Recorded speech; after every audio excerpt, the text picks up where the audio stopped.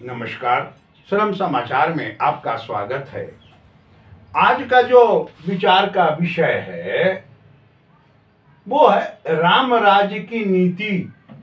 ठीक है, दिवाली बीते 2-4 दिन हुए हैं और दिवाली मनाया ही जाता है राम के अयोध्या लौटने के वनवास के उपरांत। ठीक है, अब राम राज का क्या नीति है, इस नीति को एक बार आप के समक्ष हम रख रहे हैं और आज के समय से इसका आप स्वयं तुलना करें। ठीक है ना। पहला इस राम राज्य का अर्थ होता है राज धर्म के केंद्र में आम जनता, यानी सरकार का राज धर्म हो जिसमें आम जनता हो, यानी सभी के लिए एक समान। ठीक है। दूसरा, चारित्रिक अनुशासन पर जोर, यानी जो राजनेता हो, समाज के हों, राम राज के लोग हों, उनका चरित्र अनुशासन सुंदर हो, यानी जोर। ठीक है। तीसरा आता है सामाजिक सद्भाव, यानी उनका सामाजिक सद्भाव, यानी समाज में जितने लोग रह रहे हैं सबके आपस में प्रेम हो। चौथा बनता है सबके लिए सादगी, यानी नीचे से कर्मचारी हो या प्रबंधक या राजा हो या मंत्री, जो कोई भी हो, आमजन, सबके चरित्र में सादगी भरा हुआ हो। उसके बाद पांचवा है महिला सम्मान, यानी राज्य में, राम राज्य में महिला का सम्मान होना ही चाहिए, ये मर्यादा में आ गया।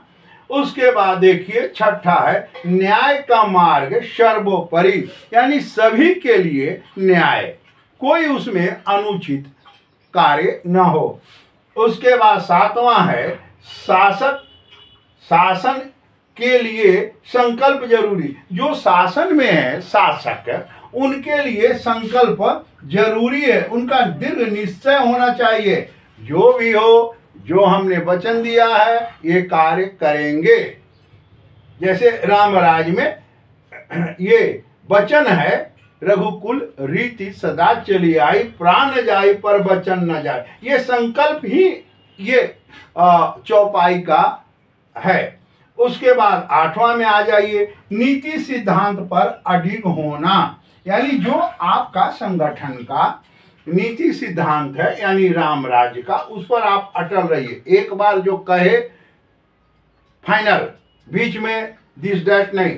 उसके बाद संपत्ति के लिए लालच नहीं, यानी कोई भी व्यक्ति राजा से लेकर मंत्री तक किसी के भी मन में संपत्ति के प्रति लालच नहीं होना चाहिए कि हम अतिरिक्त रख लें, अपने हक से ज्यादा रख लें। देखिए ये विषय। और उसके बाद 10वां इसमें पॉइंट है वो है मर्यादा के आयाम, यानी व्यक्ति जो भी हो, राम राज्य के अंतर्गत जो भी राजा से लेकर प्रजा तक जो भी हो, आज के भी सत्ता राष्ट्रपति जी से लेकर आम जन तक जो भी हो, सबका अपना अपना कार्य क्षेत्र में मर्यादा हो। अपने मर्यादा का उल्लंघन मत कीजिए, जिसको लक्ष्मण रेखा भी कहा जाता है।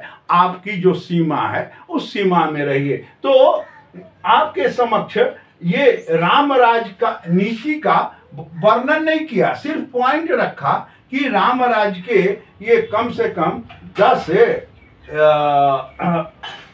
पॉइंट बिंदु बनते हैं। जैसे जब हम लोग विद्यार्थी थे तो BN कॉलेज और दरभंगा हाउस में ये पढ़ाया जाता था कि ये गरीबी के पॉइंट हैं भारत के, ये बिहार के गरीबी के हैं। तो ठीक उसी तरह से ये भारत का राम राज्य का ये पॉइंट। अब इसकी तुलना आज आपके रणनीति से करें, चूंकि चुनाव का भी समय है। चुनाव में कौन राजनेता का इससे कैरेक्टर मिलता है। नमस्कार। चैनल को लाइक करें, सब्सक्राइब करें, कमेंट करें।